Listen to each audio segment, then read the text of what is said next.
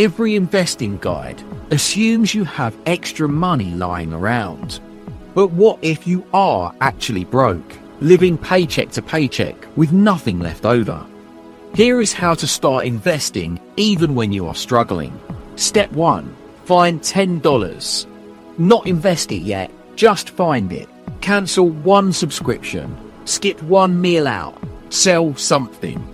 $10. Step 2. Open a free investing app. Robinhood, Webol, Cash App. They all let you invest with no minimums. Step 3. Buy $10 of an index fund. VOO or VTI. You now own a piece of 500 companies. You are an investor. Step 4. Do this every week. Just $10. That is $130 per month. At 8% returns over 30 years. That is $191,000. But here is the real strategy. Use investing as motivation to increase your income. When you see your $10 growing, you will want to add more.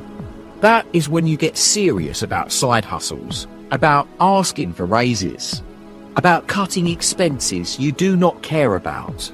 Most broke people stay broke because they think investing is for rich people, so they never start. They never learn, and the gap gets wider. Rich people are not special. They just started earlier and stayed consistent. You do not need $1,000 to start. You need $10 and the discipline to repeat it.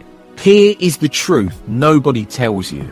The first $100 you invest is worth more than the last $10,000 because it proves to yourself you can do it.